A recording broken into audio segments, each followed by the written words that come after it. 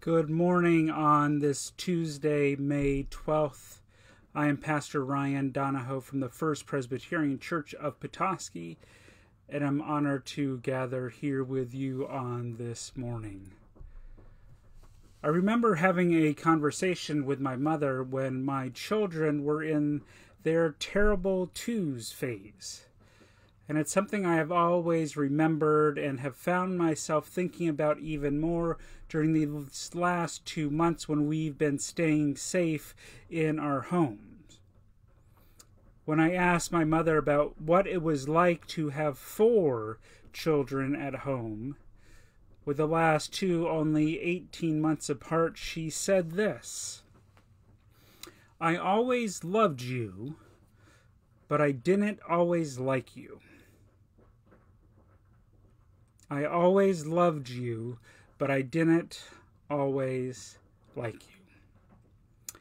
While you might initially think that's a terrible thing to say even to your grown child who has 2 children of his own, I find that there is a lot of truth in it. And I think that we could say the same about most people that we love. Once we choose or decide to love someone, I believe that we will always love them, but we may not always like them. Pastor April Feit, who's the co-pastor of the First Presbyterian Church in a town in Nebraska, wrote this following poem this past week. And I've been returning to it again and again over these last few days. April writes, "Our routines can be disrupted, our sense of security shaken, our activities can all be canceled or postponed. But love? Have we canceled love? On this cloud-covered day, I'd like to suggest that almost everything can be changed, disrupted, postponed, or canceled. But love? Love is always a choice.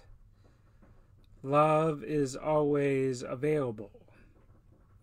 Love never runs out, never faces a shortage. Love never fails." In the 13th chapter of 1 Corinthians, which is a favorite chapter recited for weddings and is often called the love chapter, we read, as April's poem ended, "Love never fails." Or as the New Revised Standard Version puts it, "Love never ends." I've thought about that a lot in these past few weeks, as it feels as though our house has gotten smaller, as it seems like my 7 and 9-year-old children have turned into teenagers overnight, and there is nothing that I can do that is right. And yes, I must admit that I don't always like my children, especially during these times when we've all been confined to our home because it's been snowing every morning for the past few days, and yesterday, while sunny and beautiful, and you felt like it should be 70 degrees outside, it actually was 35 degrees. And yes, well, I might not like my children all the time.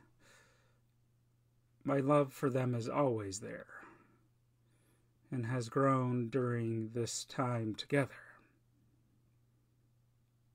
Well, it is easy for us to get caught up in what we are missing, or what we are going without, or who we are missing. I also have been overwhelmed with love during this time.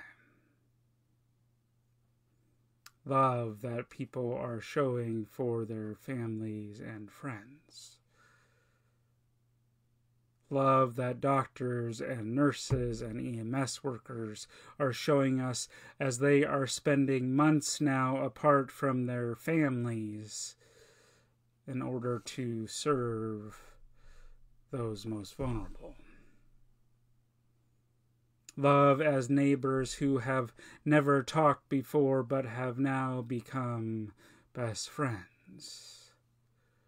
And love as, while we argue and get frustrated with our families, we know that we would do anything at all for them.